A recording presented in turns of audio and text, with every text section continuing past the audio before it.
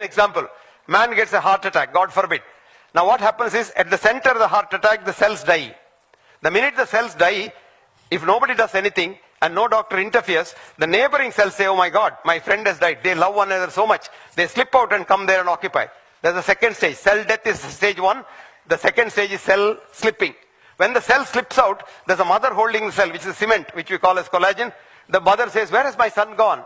And the mother knows my son would never go for anything other than helping others. He must have gone to help somebody. I will also help him. So it produces more collagen. So fibroblastic proliferation. You got a very strong scar. Now the cells far away, they can't do that. They feel bad.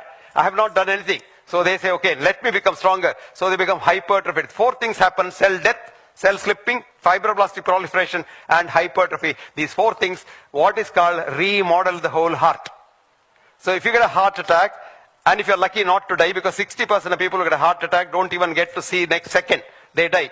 The remaining 40% bakras only we do all kinds of things. But even those, by chance, they don't come to the hospital and still survive, they probably get a beautiful heart. A study in Bristol and Sheffield showed that heart attack patients with good risk, which means heart attack patients who have no pain and who are alive, are better off left at home than taken to the hospital and then looked after, because mortality is much better left at home. Now this is because the body heals itself. And this healing is a process which can be helped by our lifestyle. So the future must be for wellness lifestyle, which Ayurveda says, swasthasya swastha rakshitam.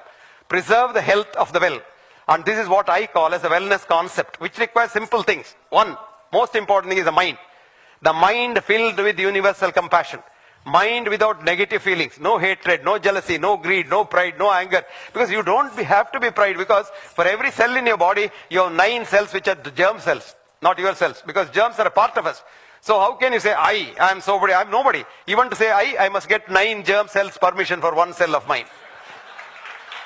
So once you know that, you become so humble. And humility in Indian concept is the virtue of education. And humility is a health-giving thing.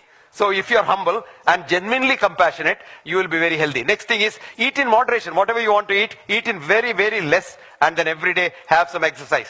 And do something for others. This is the most important thing. Kshamavan aptopasevi bhavet arogyam. And data, be a giver.